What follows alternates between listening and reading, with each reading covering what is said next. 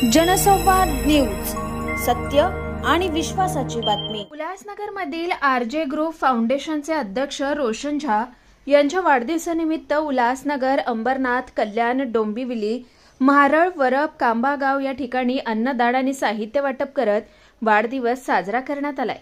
तसेच उल्हासनगरच्या मध्यवर्ती रुग्णालयात रुग्णांना फळं वाटप करण्यात आली आहेत। विशेष म्हणजे मागील 3 ते 4 दिवसांपासून पडत असलेल्या मुसळधार पावसामुळे नागरिकांचं जनजीवन विस्कळीत झालं होतं। अनेक नागरिक रस्त्यावर उतरून अन्न पाण्यासाठी वंचित होते। अशा ठिकाणी आरजे ग्रुपच्या सदस्यांनी जाऊन अन्नदान आणि छत्री वाटप केलंय। यंदा रोशन झा यांनी सामाजिक बांधिलकी जपत हा वाढदिवस साजरा केलाय। या प्रसंगी शुभेच्छा देण्यासाठी ठाणे जिल्ह्यातील विविध भागातून मित्रपरिवार एकत्र आले होते। आज दिनांक 20 ऑगस्ट 2025 रोजी आपल्या सर्वांचे परिचित, आपल्या सर्वांचे लाडके मित्र आणि तरुण युवकांचा आधारस्तंभ असणारे आरजे फाउंडेशनचे रोशनभाई झा यांचा आज या ठिकाणी वाढदिवस आहे। आणि या वाढदिवसानिमित्त आज आपण या ठिकाणी बहुसंख्य पद्धतीने जमलात, त्याबद्दल त्यांच्या वतीने मी तुमचं हार्दिक आभार व्यक्त करतो। आणि खरं तर त्यांच्याबद्दल सांगायचं म्हटलं तर त्यांचं खूप मोठं कार्य आहे, तर त्याला अगदी 2-3 मिनिटात कमी शब्दात मांडणं सोपं नाही माझ्यासाठी। तरी देखील मी त्यांच्याबद्दल आपल्या सगळ्यासमोर एक माहिती देऊ इच्छितो की आरजे फाउंडेशनच्या माध्यमातून गेले अनेक वर्ष, गेले 30 वर्षापासून लोकांची सतत अविरत सेवा करणारे हे फाउंडेशन आहे। त्यांचे संस्थापक अध्यक्ष रोशनभाई झा हे या उल्हासनगरमध्ये शहाळ झाले, अंबरनाथ झाला, त्यानंतर कल्याण झाले, या अनेक म्हारळ, वरप गावामध्ये ज्या गरीब वस्तीमध्ये त्यांच्या वाढदिवसानिमित्त ते शैक्षणिक साहित्य वाटप करतात। त्यात वह्या आहेत, त्यानंतर जे पूर परिस्थितीमध्ये जे लोक अडकलेले आहेत त्यांना नेहमी त्यांची मदत असते, मग ते कुठल्याही स्वरूपाचे असो।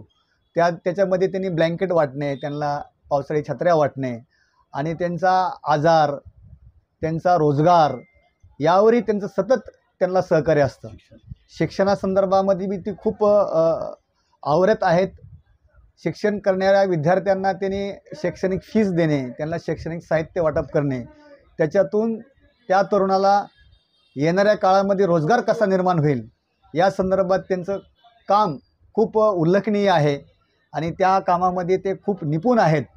आणि खरं तर तरुण लोकाला सांसारिक अडचणी आल्या, त्या अडचणीमध्ये धावून जाणे, त्यांना मदत करणे हा त्यांचा फार मूळ स्वभाव आहे। आणि येणारा काळ त्यांच्यासाठी खूप उज्ज्वल व्हावा आणि तसेच त्यांचं हे काम फार ठाणे जिल्ह्यात मोठं व्हावं अशी अपेक्षा व्यक्त करतो।